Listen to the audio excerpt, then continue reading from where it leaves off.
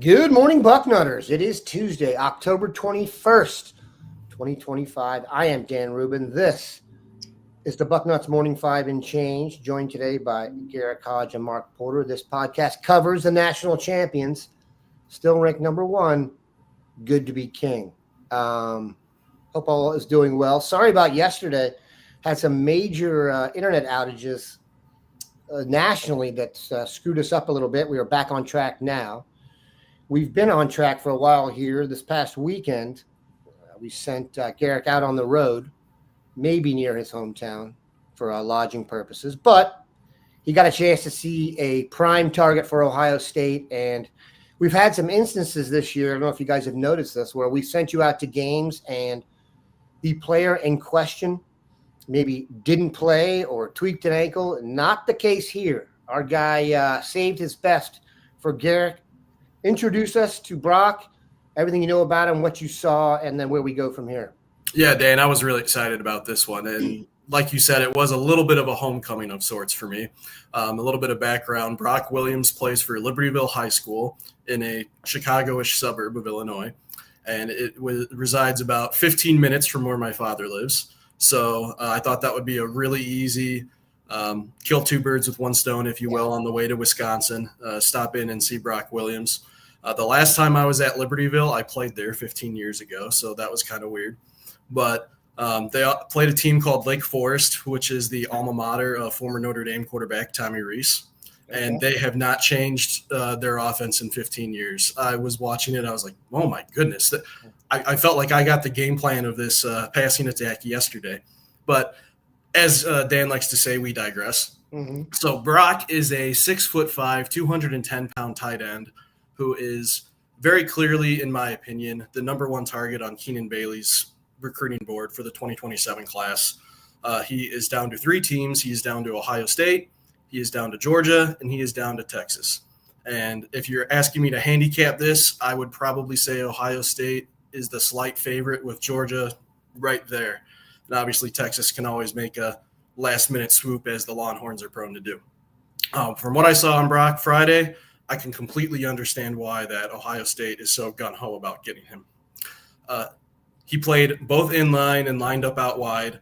I'd say it was about 50-50. He started about 80% in line the first two drives and then lined up a little bit out more as they expanded their passing attack. He finished with 7 catches for 59 yards and 3 touchdowns. Three of those, I'd say 2 out of those 3 touchdowns were on goal line fades. Normally, I don't know about you, Mark, I hate goal line fades. I think it's a wasted play 9 out of 10 times, unless you're throwing it to a Calvin Johnson type guy that is a sure-handed target that's going to come down with it, and Brock was certainly that.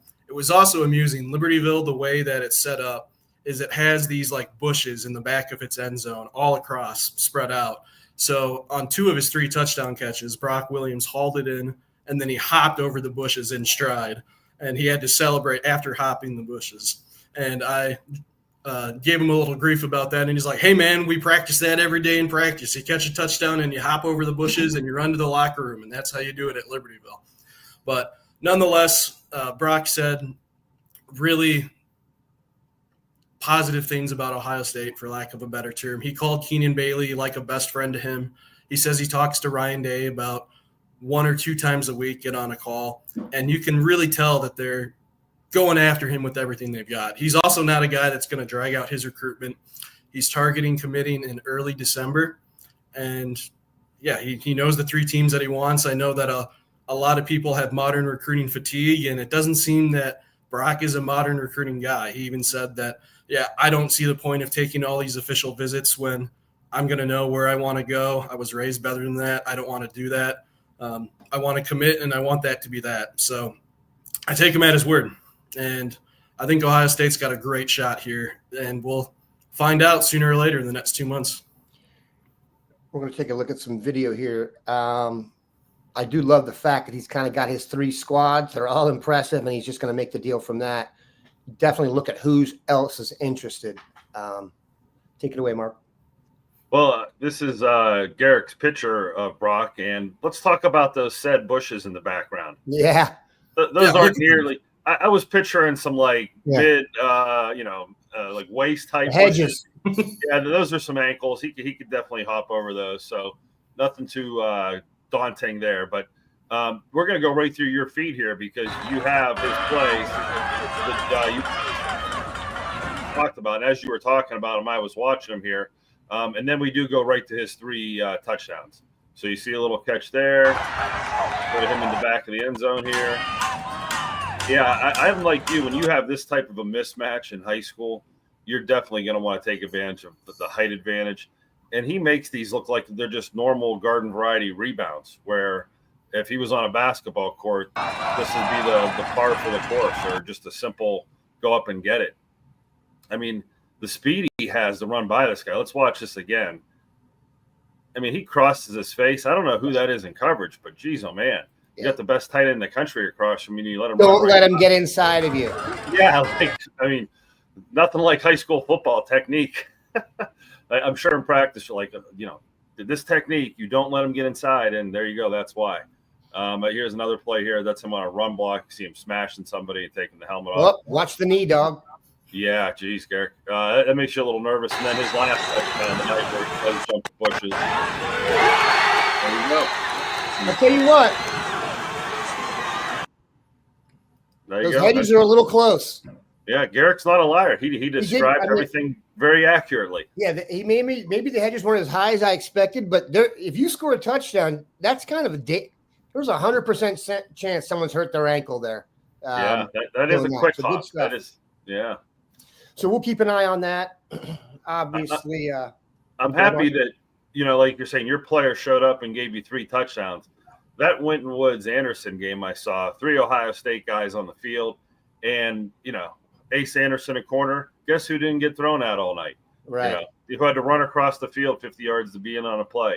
It's so Antoine Higgins, guys like that, a lot of quick offense that didn't get to see the show that he put on, but we'll have some highlights for you on Thursday and Buckeye in the Sky, and of course we'll take you somewhere else every week. Yeah. So. We will follow Brock here. I'm actually a little bit more optimistic here. I wonder if maybe being a little closer might help out a little bit in this case, but we will get to it. All right, that's not the only thing going on in recruiting. Other events that we need to discuss. One is, as we get to the end of the cycle, and I put that in air quotes, you're starting to hear names come up again that maybe you've heard before, and that is recruits who are committed elsewhere that might be wavering, or that Ohio State's taking another shot at. One of them is from St. Christopher's School in Richmond, Virginia, and that is Darius Gray, committed to South Carolina. Ironically, South Carolina has beaten us for a couple guys over the years recently. Dylan Stewart comes to mind. But, Garrick, bring us up to speed on the offensive lineman and who's been blowing up his phone. Sure. So I always thought Darius Gray was one of my favorite offensive linemen in the 2026 class. I watched him at an Ohio State recruiting camp. And the thing that really stuck out to me is, and Mark can back me up on this, the offensive line versus defensive line drills are very unfair to the offensive line, just from a technique standpoint, and you're not wearing any pads. So it's pretty difficult. And plus the defensive lineman, he gets a running start half the time. So it's very hard to get leverage. Nonetheless, Wakeem Stewart, who signed with USC eventually, and Ohio State was also very into, Darius Gray stood him up on more reps than not. And as soon as he did that, I was like, okay, you have my attention, Mr. Gray. Now, Ohio State made a good faith effort with him. He took an official visit to campus on June. Ultimately, LSU and South Carolina were the 2 favorites to land him, and South Carolina eventually did in August.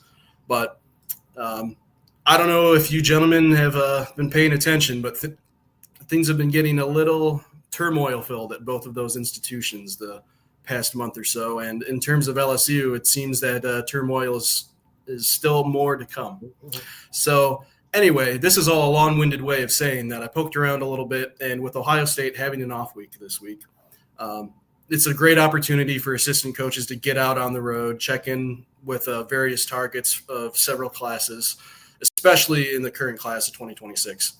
Well, I confirmed yesterday with Mr. Gray himself that Tyler Bowen made a stop at Darius Gray's high school to check him out.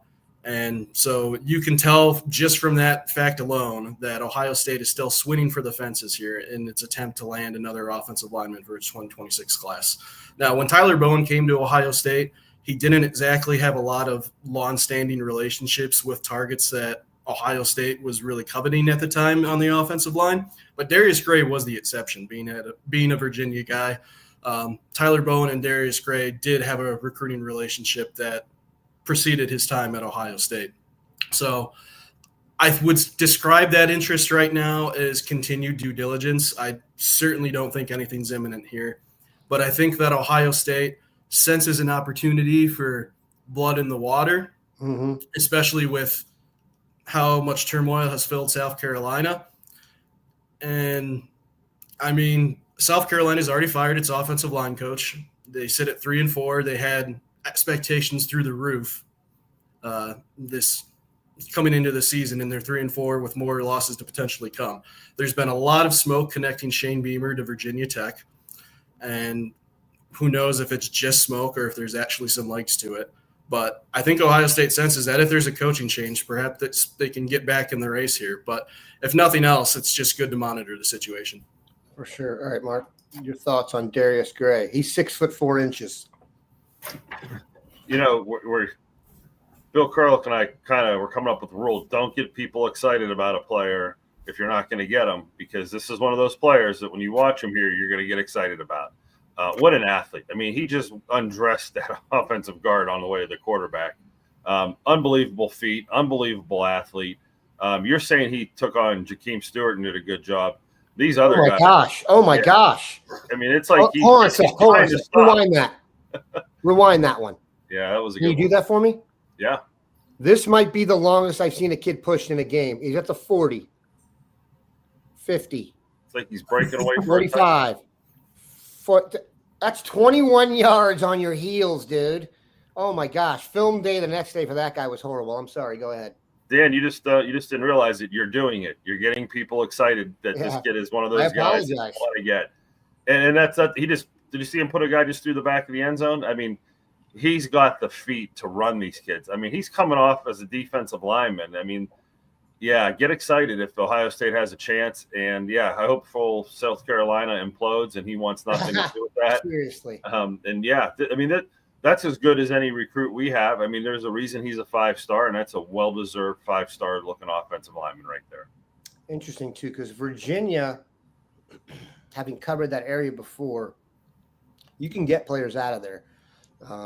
Wow. That was impressive. Good Lord. Now, St. Christopher's, my guess is, plays some overmatched opponents. It's private school football. But I'm pretty sure St. Christopher's middle linebacker, all-time leading tackler, was one of my son's college roommates. Digressing. All right. Braxton Rembert. Every time I meet someone or hear of the name Braxton, it goes through my mind. I start doing the math. Like, how old are they? Because that name caught fire after a certain Braxton did his work here. It's not, I don't think the math adds up for this one, but hopefully footsteps, Braxton Rembert. Tell us what we need to know. Yeah, so Braxton is very new to the Ohio State radar. He is a 6'5", 200-pound linebacker from Georgia. And fun fact for you guys, he plays at the same high school that Caleb Downs did, Mill Creek in Georgia. That was the first question I asked when I talked to Braxton is, do you know Caleb personally? And he said, no, he doesn't. But he obviously is very well aware of Caleb's success and things like, well, if he can have all that success, why can't I, right? And, hey, good attitude to have.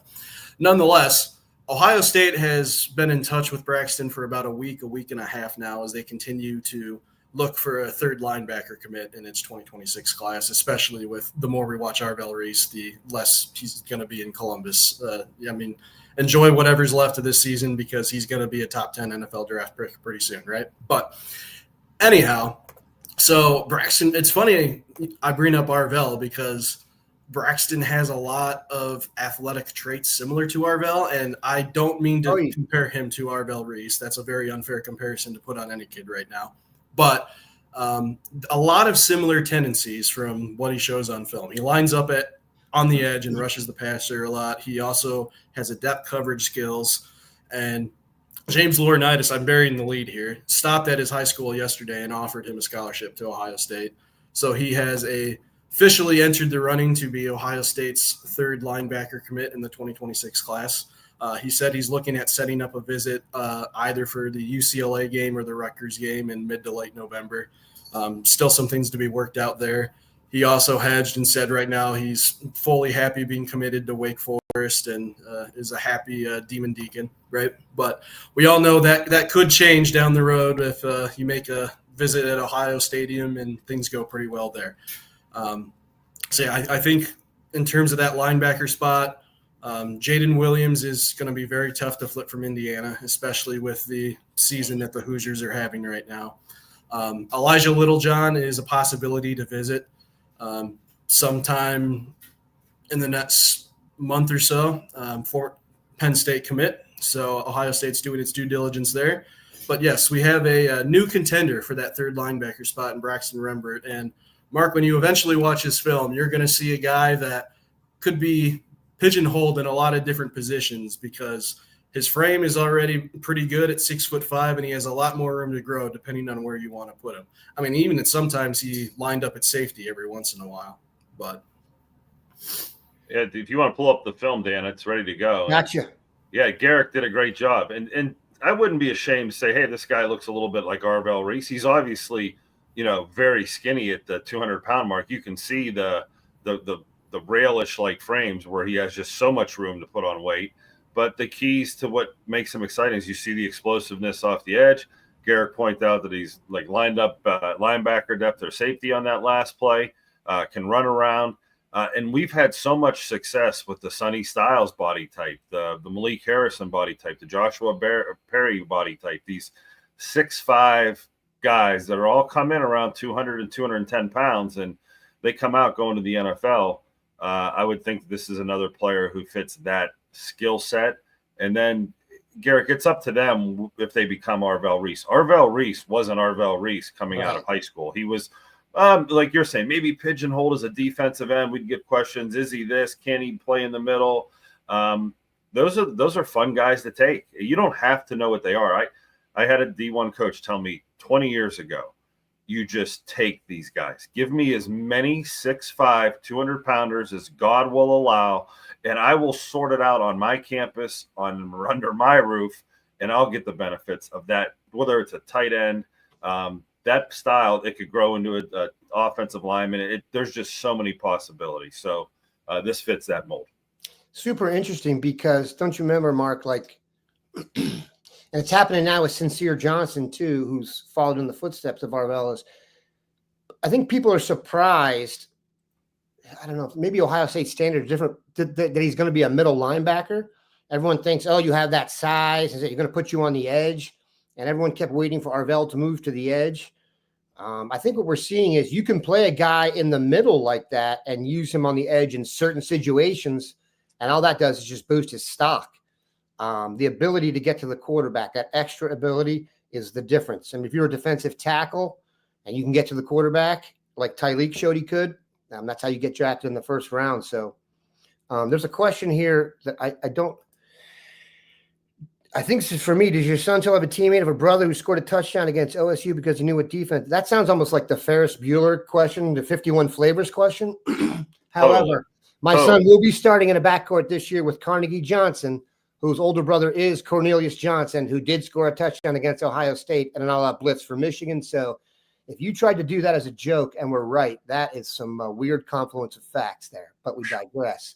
All right, we got a bunch of really good questions for recruiting that we will get back to, but we didn't have a chance to go over Buckeye in the Sky with Mark yet from the Wisconsin game. Obviously, it was not the most competitive event that's ever been staged in Madison.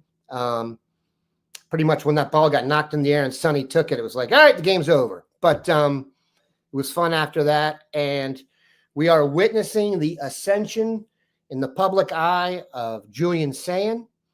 I've got some hyperbolic statements I'll save for Wednesday, but they are coming, and they are coming furiously. If you want to read or hear some good stuff about Julian Sayin, check out Pro Football Focus. They have him as the number one quarterback in the country. and he did nothing to damage that, in my opinion, in this game. Mark, take Welcome it to away. Buckeye and the Get rid of that volume for you. You don't have to hear me talk about this twice. When you're talking about the recruits and, the Arvell Reeses and Sonny Styles, I still don't know what they truly are. We're going to see in film here. They're not playing middle linebacker. They're playing outside linebacker. They're playing defensive end. And like you're saying, their stock is going through the roof. Okay, so Wisconsin's here on defense. Cover 2-man. The first thing I'll say is the camera at Wisconsin's probably about 100 feet lower than it is at Ohio State, so you don't get the great overhead view that you got from the Ohio State Stadium. But you're going to have to trust me that the two safeties are back off the back of the screen, and we can't see them right now. 2-man, the way you beat that is try to get down the middle with your inside slot receiver. Of course, there's a 4-man rush when you have 2-man. But right there you have Carnell Tate, and he's going to try and find the void in cover 2. When he goes down the middle here, this pressure is going to affect Julian Sayin. It's not much, but you're going to see a flash right here, and it probably scares Julian, or the ball's not ready to come out.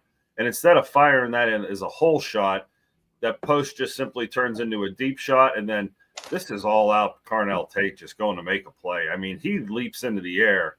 I mean, he's a number 1 receiver. Let's just get that out of the way. That type of play is big time. Here's what we've been talking about with these body types. This Caden Curry seems to be standing up. Later in the film, he's in a 3-point, and he's playing a 5 technique, and he's a defensive end, defensive tackle. Standing up, Sonny Styles, I'm going to save you the math and say that Styles is dropping out and Caden Curry's coming. That makes the most sense, but they will flip-flop. But I'm still looking for the set where Caden Curry's playing in the flats. And because it's a 2nd and 6, Ohio State runs a defense, cover 2, where all of their underneath coverage is basically sitting at the sticks. They're basically saying, we know you're going to run hitches at the sticks, and that allows you to break on it. But this simply just blows right through the player's hands. And with all those bodies there and underneath coverage, 6 across, pretty easy to have a guy being lucky. Here they're motioning the trips and cover 3 defense out of the Badgers. We're going to roll to the right, and this is your simple smash concept. This is really meant to beat cover 2, where you're going to try to have this corner suck up. If he sucks up, you're going to go behind him. And if he drops out, you're going to simply go underneath him. So you're going to high-low that corner. But if you notice on this play, this corner is confused. He is like yelling over to his buddies, hey, what coverage are we in? I don't even know what the call is. Okay, so watch that theme develop here. Everybody's going to reach to the outside so Julian can get a soft edge and buy himself the time to watch this develop. When Jeremiah Smith hits the brakes, it's hard for people not to bite up on him, right? And that's exactly what happens. They bite up on him. Guess who's sitting there behind it, wide open? And look who's pissed off that the coverage wasn't called right and he didn't know what to do. So you pick up on that type of stuff. Cover 4, pretty vanilla. 3 linebackers underneath, very vanilla. This is about as vanilla a play. Let's just take the one-on-one to the outside with the guy who is hot today, Carnell Tate. And Julian Sayin, what a ball this is, this back shoulder. Of course, play action gives you some time. I mean, no wonder Julian Sayin's the most accurate passer. Is there anyone 5 yards from his feet? It's a lot easier to throw strikes like that when no one's really up in your grill like that. Here's an Arvell Reese play, and I know Dan probably was dying for this play. 4-man rush, and Arvell Reese here is in man-to-man, and I'm going to pause this so we can talk about it. This running back and him are matched up. This guy is waiting to see if Arvell Reese comes. If he doesn't blitz, then he's free to help out his buddies. Arvell Reese is waiting to see if this guy does a release, because if he does, he's got to go cover him.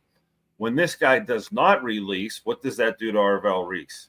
This is like, what came first, the chicken or the egg? These guys both have each other, and they're not doing what's expected. So when Arvell Reese notices that this guy is not going out for a pass, and he has him in man-to-man, he's going to say, you know what? I can now blitz the quarterback. And because that running back is going to go pick up somebody else, how many times have we seen a free runner run right at the quarterback with nobody there to block him? And it's Arvell Reese again. Matt Patricia, the scheme, kind of luck of the situation, kind of schemes this up. The coverage downfield, the man-to-man, so a lot of things going on here. I know some of the Bucknutters have been, O-line issues. This guy's going to take a hard slant, and these guys are all stepping this way. It just surprises them. He's thinking this guy's going to blow this gap, and he comes back against the grain. 70's not ready for him. He splits the backside scoop. It looks bad. You can say, oh, shame on the O-line, but that stuff does happen. And credit Wisconsin for scheming back against the grain there.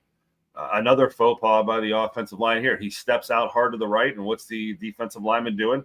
Stepping hard inside. Catches you off balance. Are we bad on the offensive line? I know the message boards post, but give some of these other guys credit, for scheming up some things and making a good play. We'll do a positive play, I think we'll finish with, right, Dan? Yep. This is what it looks like when you draw it up on the board. You're going to gap down, double team the linebacker.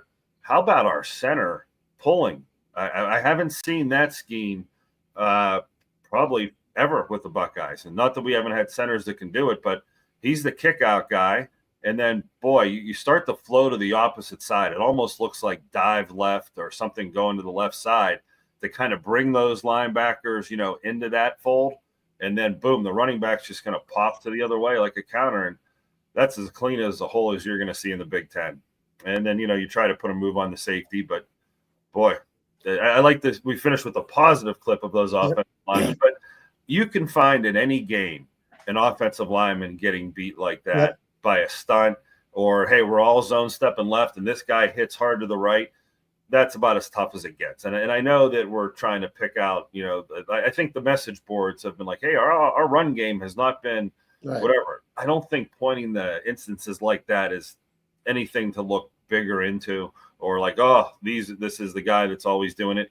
I think there's just, you run 60 plays in a game, there's going to be some defensive linemen that get off on you. And that's all I can say, whether it's they have a great first step, a great blitz, or whatever it is. But I know I'm making excuses for the O-line, but, I've been to many O-line meetings. I know that happens very routinely. It's also important to note that Wisconsin is not a good team, but they do have a good defensive line, and their strength is stopping the run. They played Alabama earlier this season. If you look, they did a good job against Alabama's run game as well. That's the one thing they do well. It's hard to believe we're to the point now where you're like picking out one aspect of the game that Wisconsin actually does at a reasonable level, considering the fact that used to be there was a time when I almost think Wisconsin might have been the second best team in the Big Ten for a few years. No longer. Let's get to these questions. All right. First question I'm going to ask both of you. He may look like Landry Breed, but he is not Landry Breed, and that is Adam Guthrie. There's some news about him. I think we're getting the follow-ups. Adam's the guy they've been chasing, or they've been talking to, of course, the offensive line from Miami Trace. Ohio committed to Clemson. We talked about South Carolina taking on some water. Clemson, if that is fully submerged. So you'd think there'd be some movement there. What is the latest that you're hearing on that front? Either one of you, let's start with Garrett. Well, from the onset of things, it doesn't look – let's back up a little bit. The last time Ohio State had an off week, Tyler Bowen went into Miami Trace, had some positive conversations with Adam. And from what we understand, that's all they were, positive conversations, but at least there was some dialogue there. Yesterday, he told another outlet that he is shutting down his commitment effective immediately, and he's locked in with Clemson. And he more or less doesn't care that Clemson's had its struggles this year. He's dedicated to the staff, and he's all in and bought in on that program. And frankly, that could be a good reason why Ohio State really wanted to move on Landry Breed and add him, and why they're also, like we said, still swinging for the fences at other targets like a Darius Gray. So I would say it's pretty safe to say that Adam Guthrie will not be in this class by the end of it, based off of what it looks like on the outside right now. Mark, you haven't heard anything different? No, Garrick has that right. The positivity, I think, peaked. And I think with Ohio State, you're going to see them not wait around for people. Like the film we just watched of Gray, hey, I'll take either one. And I think I've said this many times. I don't worry anymore about who. I just think get them into the fold and let the development begin at Ohio State, and you'll be fine. But I think you nailed that, Garrick. You have your chance. And if you're an Ohio kid, they're going to give you a window.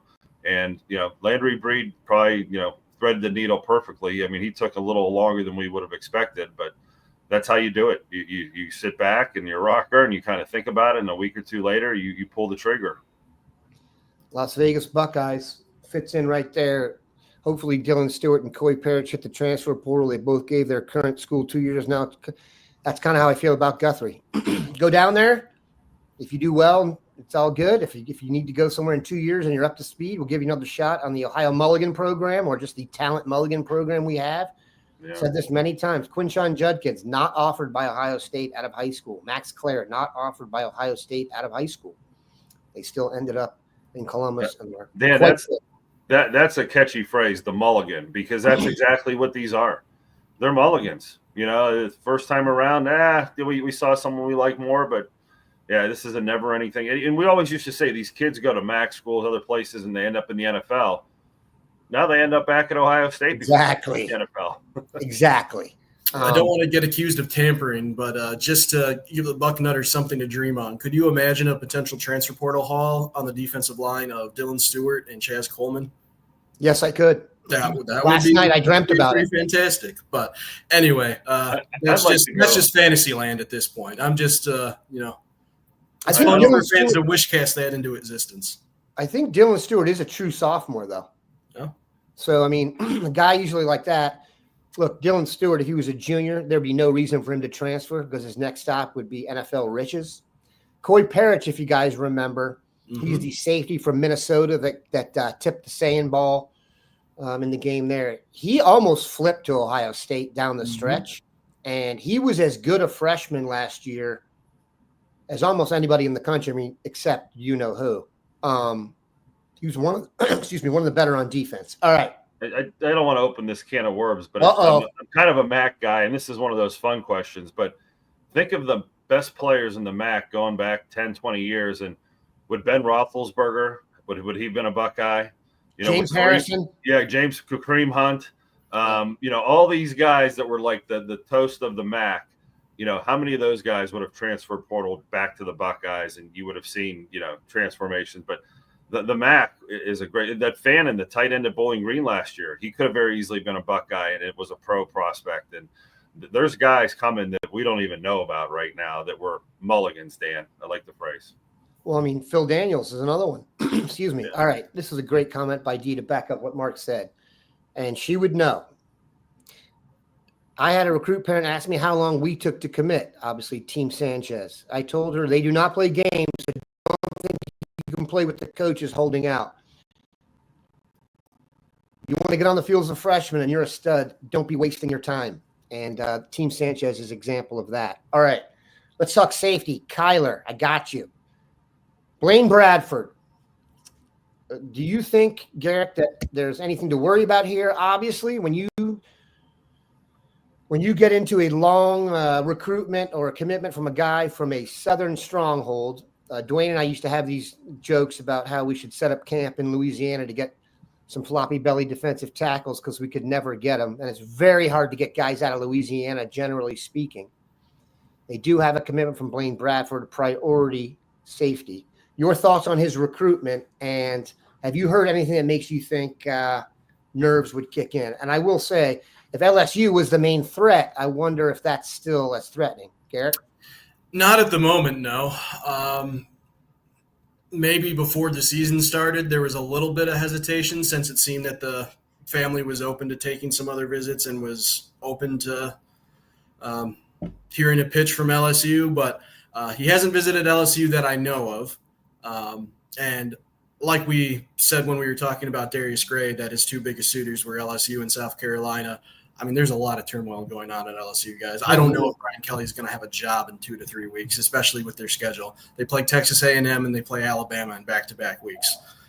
So you're very much looking at a 4-loss LSU team unless they have a miraculous turnaround and their offensive line learns how to block, which, based off of what I've seen, good luck. I don't think even Mark can say nice things about that offensive line the way that it's blocking right now. But I guess if you want to look at it from a glass half empty perspective, the only thing you could be maybe worried about is if they do indeed move on from Brian Kelly, and they hire a new coach fast enough, they prioritize him at the last minute. I still wouldn't worry too much about that right now, but the biggest thing that I can say in recruiting is that it's incredibly fluid, and what was true an hour ago may not be true an hour from now. But to answer your question as you put it, Dan, have I heard anything that makes me worried about Blaine right now? No. We'll follow this with Braylon Womack as well. Auburn, another school. We talked about this. I don't want to digress too much. We talked about this though, Mark and Garrick, and this was Garrick before you started coming in. These teams that are getting into the NIL game and then halfway through the season have a losing record. Guess who's not psyched? The people writing those checks and all that new money. And you're going to see some. I think that's my personal opinion. Is that's the reason you're seeing people get fired so quickly now. Is because it's become like the NFL, man. It's all about the dollars. If you're not coming through, they're going to get rid of you immediately. They can't raise money with you there. That's the problem. If you're there and you're driving the ship into the water, they've got to get off quickly. So I think that is such a great point. I sat here 2 months ago thinking this is going to be such a boring year. No one's going to get fired. They're all getting paid so much money. The buyouts are through the roof. Penn State, he's safe. He could lose 3 times in a row. They can't get rid of him. Dan, you're right. The patience for people that are now paying for wins or assuming that their money's going toward wins, when they don't get wins, they're just as irrational as anybody. And because they have the money, they have the right to be irrational. Like people with money, they get away with a lot. They can act a lot different, say a lot of things, and people, just like hot women, they get to do a lot of things that normal women don't get to do.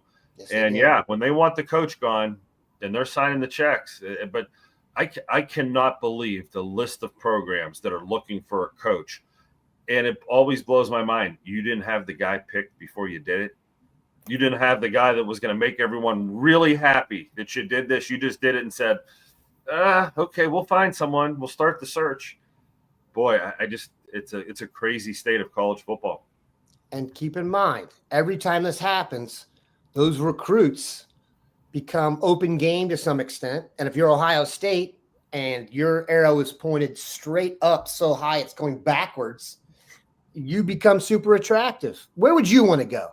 That's another. I'm also getting to the point now with Ohio State. If Ohio State puts a ton of interest in you and you choose to go elsewhere, I almost think it's better off, because if you can't see now that this is the best place for you, I'm not sure how good of a decision maker you are long term. I know that's myopic in some way, but it's the truth. Who else do we got here? Oh, Jet Harrison has come up. Now, I assume it's possible Jet Harrison could attend another institution because that's a legal thing.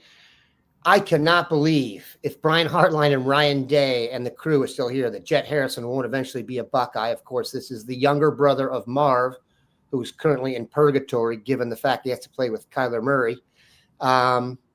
Your thoughts on Jet Harrison, Garrick? Am I overly optimistic? I wouldn't say you're overly optimistic. Why wouldn't you want the younger brother of one of the greatest Ohio State wide receivers we've ever seen, right? I would say in the class of 2028, he is either 1A or 1B on their wish list, the other one being Eric McFarland, a really talented wide receiver out of Florida. One thing you guys will find out about me is that I hate comparing high school kids to NFL players, even though it's very fun to do so, because I just think it puts very unfair expectations on him. But when I watch Eric McFarland, I know the question was about Jet Harrison, but when I watch Eric McFarland, he reminds me a lot of Tyreek Hill. So just to give you a comparison of what that guy could be like. But yes, Jet was offered. I think Brian Hartline was one of his first offers because, he knows the family's work ethic. He knows Marv lived on the Monarch, right? Like every time we would go in for interviews in the facility, whether it would be in the morning or whether it would be night, we'd be like, oh, well, there's Marvin just on the Monarch again. It's after practice and he's still been there for 45 minutes. We're going to have to wait another 10 minutes to talk to Marvin because he's still on the Monarch. But he comes from a great background. And honestly, right now with his recruiting ranking, he's looking to be a better recruit than his brother was. Rankings-wise, for sure. Yeah. Marvin was underrated, for sure. Oh, of course he was. But if you remember, Marvin's ranking, I think he finished as the 100th overall prospect, which is still, of course, a very, very elite level caliber player. But you're looking at Jet in the early 247 rankings. He's rated the 10th player nationally and the third best wide receiver. And we'll see who the other two are. I know one of them's McFarland, who is also very good. But, yeah, I would take Jet Harrison in a second.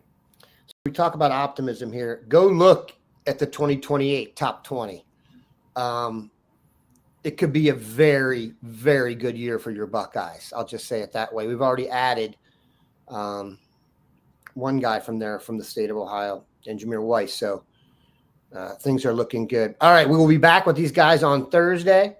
We will have highlights of some Cincinnati Stars, at least whatever they were willing to give us, as we have proven to be some kind of like anti-tonic for recruits when we go there. Maybe they really don't want to go to Ohio State when we show up. I digress. Appreciate what these guys have for you. We'll be back on the site all over today. Have a good one. Nutters. Buck.